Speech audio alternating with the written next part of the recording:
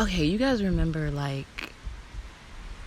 you guys remember I don't know, it was I have to look at my Instagram, but it was or my Facebook, it was 3 months ago, maybe two. It was 3 months ago when I was sick.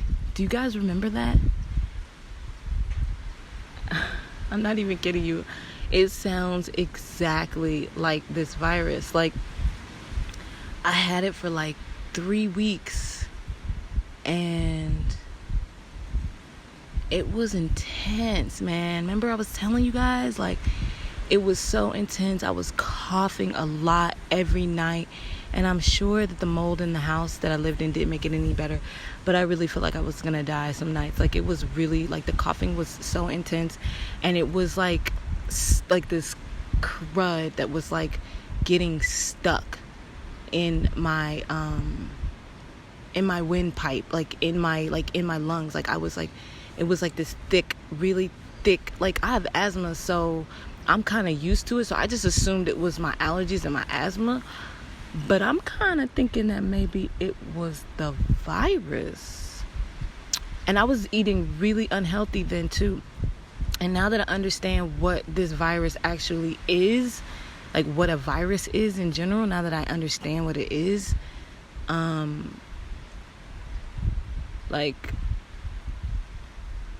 that I know this.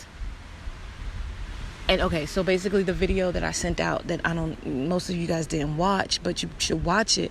A virus isn't something that you could get from somebody else. This is from a doctor who studies viruses, and he was specifically talking about the coronavirus.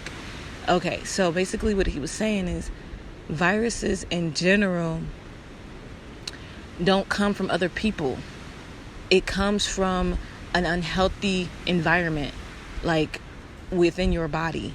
So basically, if you're polluting your body to the point to where your body can't heal itself, then it starts to just push all of the junk out of the cell into the body, and it starts to pollute it more. But in science, what it looks like is a virus, and technically speaking, it's transmitted through I think it's just really transmitted through fear. So if you meet somebody who has that virus and they're sneezing, that it's in all of us. Every virus is in all of us. If you're scared of it, it will affect you. So basically, and I feel like that's what they're doing right now. They're testing that theory right now. But at the same time, on the non-mundane level in spirituality, I feel like it's the planet getting rid of people who don't have compassion. You know what I mean? At the end of the day, it's more important that we love each other than to be scared that we're gonna die from each other. It's more important that we love each other in the moment than to be scared that touching somebody or being next to somebody is going to kill us and we're going to die from it, because we are actually supposed to be working together. We're supposed to be near each other. We should never be scared of each other. We shouldn't be scared of death if we understood what it was, but we've been ignorant for so long, thousands of years plus. We've been ignorant for so long that we don't understand. Well, I understand who I am, but a lot of people, the people who are scared, they don't understand who they are. And those are the people who are going to, quote unquote, die. But there is no such thing as death. Really, what death is just, it's you not knowing who you are and giving up. Yeah, there is a physical deterioration of the body at some point. But really what death is, you have death all the time. And I've seen it. I've noticed it. I've died so many times since I've been out on this journey for 3 years. I've died so many times. And then it's so crazy but I didn't actually go through the death. Well, I did, but I vibrated higher. And once I vibrated higher, it's the light at the end of the tunnel came and saved me from actually having to feel the physical pain and deterioration of my body in that point. So I vibrated higher, and I vibrated, and it's I floated into a different dimension of the same thing, except for the outcome was I lived. because I didn't fear it and I wasn't scared. Like, for example, I haven't told too many people about this because it was a little scary. It was a little scary. I'm not saying that we don't have fear, but the point is like there's healthy fear and then there's unhealthy fear. Like the point of fear is a warning system to, like, be more aware, stop doing something, change your habits, whatever. Like, that's the point of fear, right? But when it's unhealthy, it's like instead of actually just changing your habits and doing what's better for your body and listening to the fear, you're not listening to it, you're not changing anything, and you're just going to focus on the fear, which then kills your immune system. And once it kills your immune system, then, man, you're really, like, not only are you pushing out toxic shit that you're polluting your body with, but now you're pushing out stress hormones, which is like, it's going to make your body shut down. If the stress hormones, if you just are in fear for too long, your body's going to literally shut down because you're not giving your cells in your body a break to actually function in the way that they're supposed to function. When you have stress, when you have fear, it causes stress. And when you have stress, I think it's cortisol. I'm not sure what the name of the hormone is. But you release a hormone into your body. It's almost like caffeine, like, and it makes your cells just work. It's like an adrenaline rush. That's what it's like.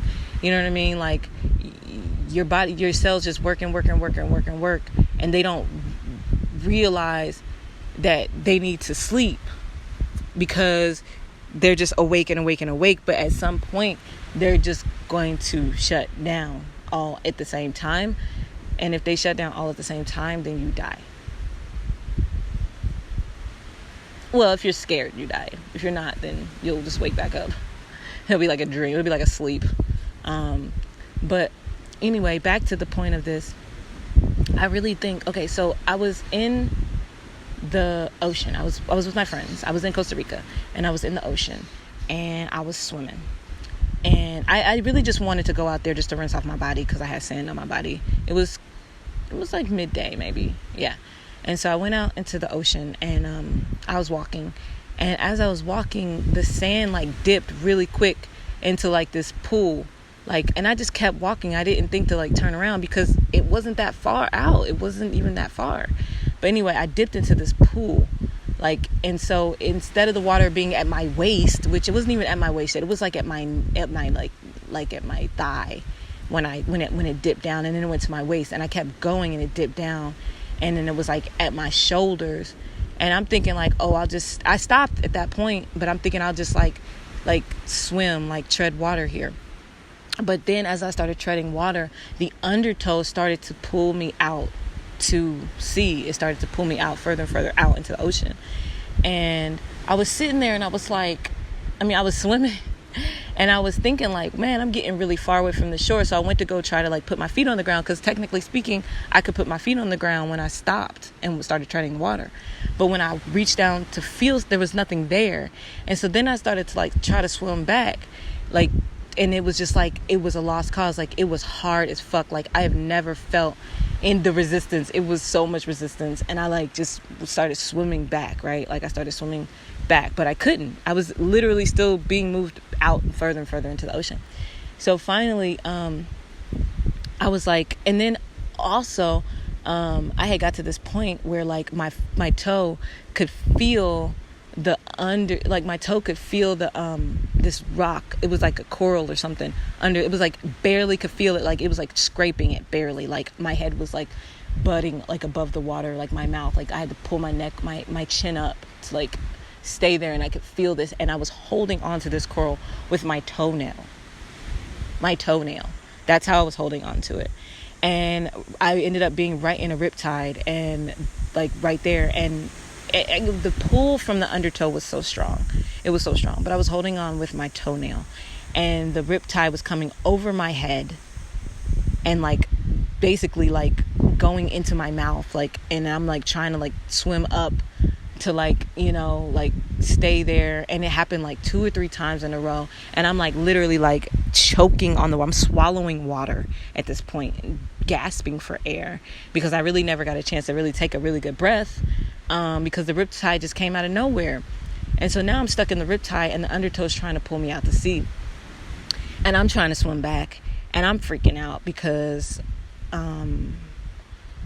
like, it's hard for me to breathe sometimes. Like, I had asthma, and we could talk about asthma in another one, but like the idea of asthma, like, I struggle with it sometimes. And so I was there, and I was like struggling to breathe, and I was in this riptide, and I'm like, and then it was so much fear, and the fear was like mounting. And I remember thinking, like, am I about to die? Like, because I was so far out. I had my two friends were there. They were on the shore.